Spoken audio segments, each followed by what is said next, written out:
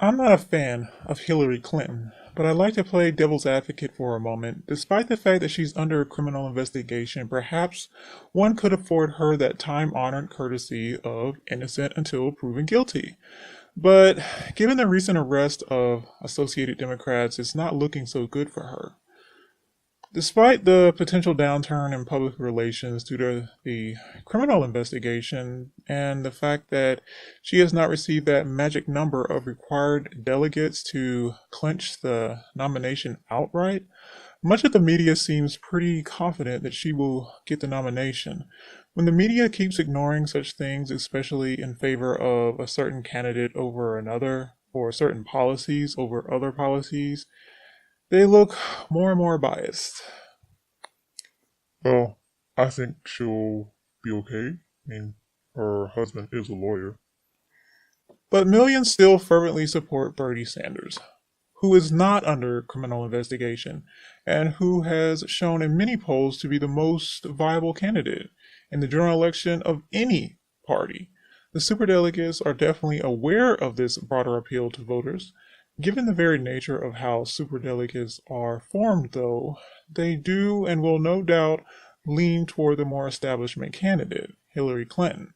But the superdelegates are most likely undergoing some doubts about nominating Clinton, given the pending investigation and her already high unfavorability in the polls. That is, they're still having some doubts if they're still looking to actually win the general election. However, given the conflicting incentive structures innate within the system, as in the voters' wants and needs on one end of the spectrum and the money interest establishment super delegate type of interest on the other end of the spectrum, I can't be too surprised if they just drive their party right off a cliff. Um, this time the candidates and their supporters are just too at odds. Their interests, their desires, their goals, their objectives, they're just too much in conflict. The masses of people simply don't want their candidate, and they know it. They're basically trying to force her nomination to work.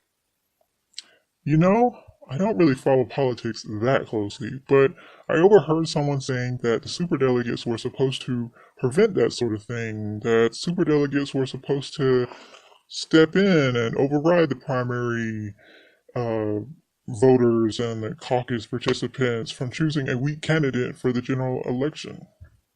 Yeah, that's how the superdelegates' existence has been justified.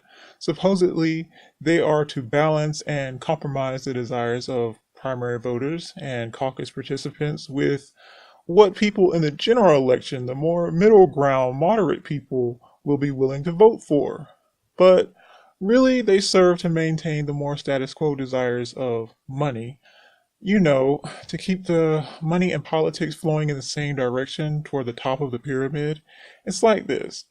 If the more active critics of the system, the people that show up for caucuses, want to take matters in a different direction, the superdelegates can guide their selection process more to an agreeable candidate that will continue the money in their direction, as in up the pyramid of wealth. Well, I guess that's it for today. We'll talk again tomorrow. All right, later. Video posted every day.